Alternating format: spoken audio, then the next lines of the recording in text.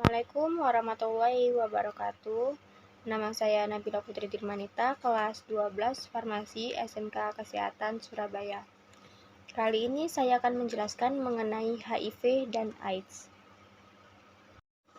Yang pertama ada HIV atau singkatan dari Human Immunodeficiency Virus, merupakan virus yang menyerang sistem kekebalan tubuh yang dapat melemahkan kemampuan tubuh untuk melawan infeksi dan penyakit.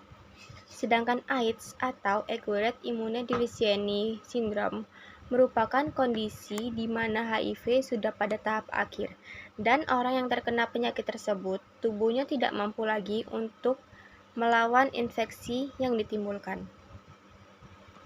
Selanjutnya kita akan membahas mengenai cara penularan HIV atau AIDS. Yang pertama bisa dari hubungan intim tanpa menggunakan kondom. Kedua, menggunakan jarum suntik secara bergantian. Ketiga, melalui transfusi darah. Keempat, melalui ibu kepada bayi.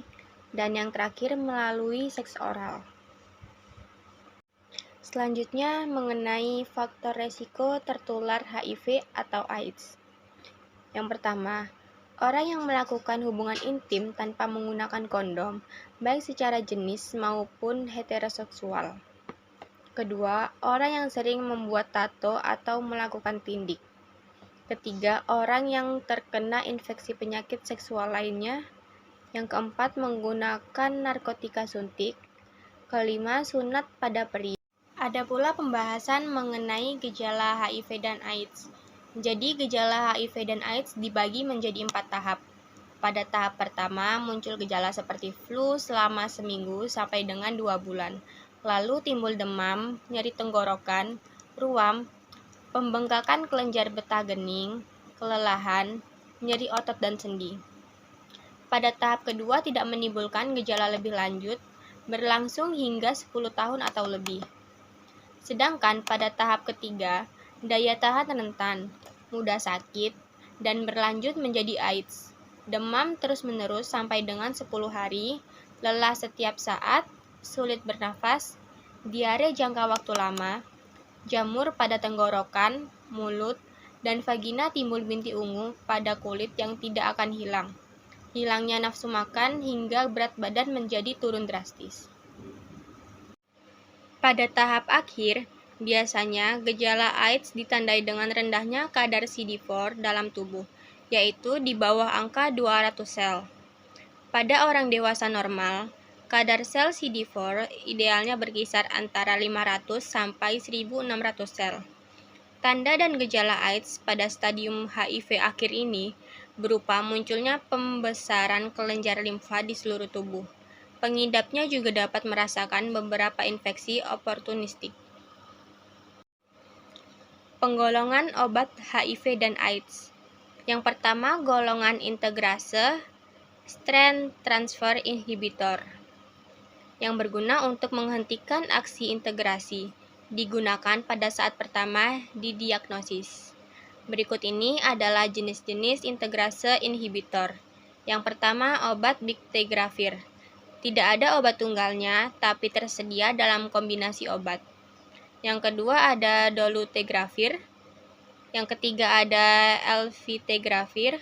Tidak tersedia sebagai obat yang berdiri sendiri, tetapi tersedia dalam kombinasi obat Genvoya dan Stribild. Yang selanjutnya ada raltegravir. Selanjutnya ada penggolongan obat dari golongan nukleoside atau nucleotide reverse transcriptase inhibitors atau NRTI yang berfungsi mengganggu kemampuan virus untuk memperbanyak diri di dalam tubuh. Obat NRTI untuk HIV dan AIDS biasanya terdiri dari 2-3 kombinasi. Contohnya sebagai berikut. Yang pertama, obat abacavir, lamivudin, dan zidovudin. Kedua, obat abacavir dan lamivudin. Ketiga, obat emtricitabine dan tenofovir alafenamid fumarate. Selanjutnya, obat emtricitabine dan tenofovir disoproxil fumarate. Selanjutnya, obat golongan sitokrom P450-3A atau CYP3A inhibitors. Obat golongan ini berfungsi sebagai enzim dalam organ hati yang membantu memecahkan atau obat-obatan yang masuk ke dalam tubuh. Berikut adalah beberapa contoh obat IRV dari jenis CYP3A. Yang pertama ada obat Kobikistat atau nama lainnya Tibus. Yang kedua ada Ritonavir atau nama lainnya Norvir. Obat Kobikistat yang diminum tunggal atau tanpa campuran obat lain tidak mampu bekerja sebagai anti-HIV yang maksimal. Maka dari itu, ia selalu dipasangkan dengan obat IRV lain, misalnya dengan obat Ritonavir. Selanjutnya, obat golongan protease inhibitors. Berfungsi untuk mengikat enzim protease. Obat-obatan PI yang digunakan untuk mengobati HIV dan AIDS antara lain ada atazanavir, darunavir, fosamprenavir, lopinavir, tetapi tidak tersedia sebagai obat yang berdiri sendiri, tetapi tersedia dengan ritonavir dalam kombinasi obat koletra. Yang terakhir ada golongan entry inhibitor yang berfungsi untuk menghalangi virus HIV dan AIDS masuk ke dalam sel T yang sehat. Namun, obat ini jarang digunakan sebagai pengobatan pertama untuk HIV. Ada 3 jenis obat entry inhibitor yang juga dapat membantu meredakan HIV dan AIDS. Yang pertama ada fusion inhibitor, kedua ada post-attackment inhibitors, ketiga ada chemokine koreptor antagonis. Berikut merupakan contoh-contoh spesialit obat anti-HIV dan anti-AIDS.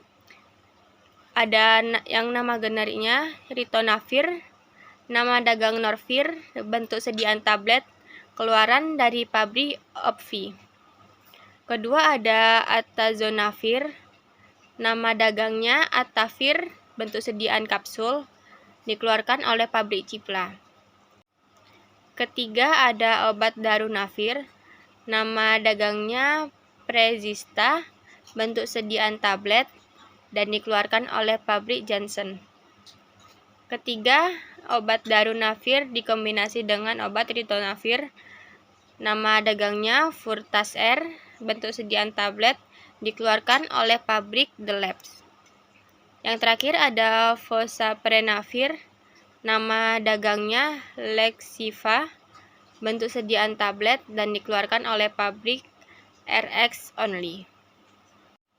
Sekian penjelasan saya mengenai HIV dan AIDS. Kurang lebihnya mohon maaf. Assalamualaikum warahmatullahi wabarakatuh.